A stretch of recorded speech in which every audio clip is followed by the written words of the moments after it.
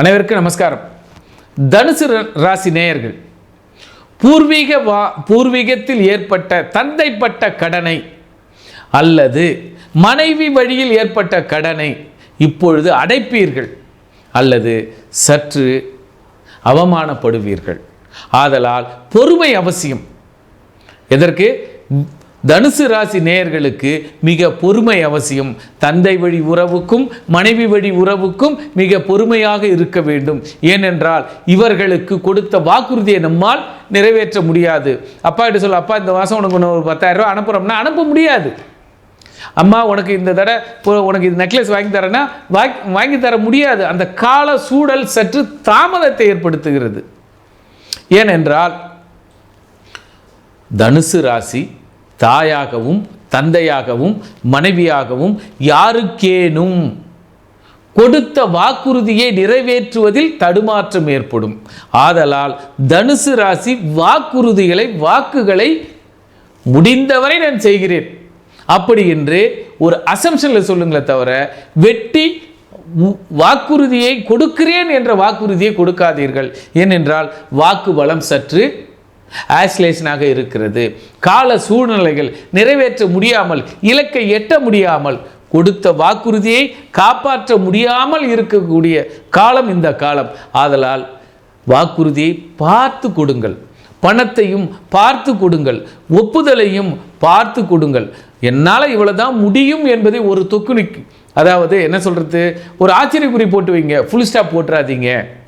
முழுசா நம்பாத, ஆனால் என்னால் முடிஞ்ச உதவி செய்கிறேன் அப்படி என்ற வாக்கை நயமாக பேசுங்கள். ஏனென்றால் வாக்குகளில் இப்பொழுது பிரச்சனை ஏற்படும்.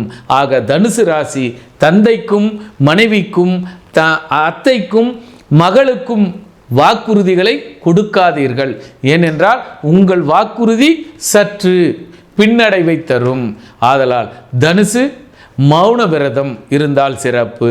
அல்லது தாயாருக்கும் அவர்களிடம் ஒரு ஆலோசனை கேளுங்கள். அப்பாவுக்கு என்ன பண்ணலாம், அக்காவுக்கு என்ன பண்ணலாம், மனைவிக்கு என்ன பண்ணலாம் என்பதை தாயிடம் ஆலோசனை கேட்டு ஒரு உத்தரவு கொடுங்கள் அல்லது உத்தரவாதம் அளியுங்கள். ஆக தனுசு வாக்குகளை கொடுக்கும் பொழுது, வாக்குறுதியை கொடுக்கும் பொழுது தாயோடு அனுசரித்து தாய் சொல்லை கேட்டு கொடுங்கள். தனுசு மிகச் சிறப்பாக இருக்கும். பிரச்சனையில் இருந்து தவிர்க்கலாம் அல்லது தடுக்கலாம். நன்றி, நமஸ்காரம். காதலன் பேசுகிறேன். இங்கு கொடுக்கப்பட்ட தகவல் அத்தனையுமே ஒவ்வொருவருடைய ஜாதகத்தினுடைய ஏற்ற இறக்கங்கள் உண்டு. ஏன்னா சில 2 வயசு குழந்தை இருக்கும், சிலது 20 வயசு குழந்தை இருக்கும், சிலது 60 வயசு முதியவர்கள் இருப்பார்கள். ஆக பலன்களில் மாறுபாடு கிடையாது, ஆனால் அனுபவிக்கும் யோகங்களில் மாறுபாடு உண்டு. ஆக ஜோதிட ஆலோசனைக்கு எப்பொழுதும் உங்களுடைய நட்சத்திர பாதத்தின் அடிப்படையில் உங்கள் ஜாதகத்திற்கு மட்டுமே ஆலோசனை வழங்கப்படும். பொதுவான ஆலோசனைகள் வழங்கப்பட மாட்டாது. ஆக எந்த காலம் நல்லது, எந்த காலம் கெட்டது, எதில் நாம் வளர்ச்சி அடையலாம், எதில் நாம் வீழ்ச்சி அடையலாம் என்பதை சரியாக தெரிந்து கொள்ள ஜோதிட ஆலோசனைக்கு கேதுவின் காதலனாகிய காயத்ரி சங்கர்.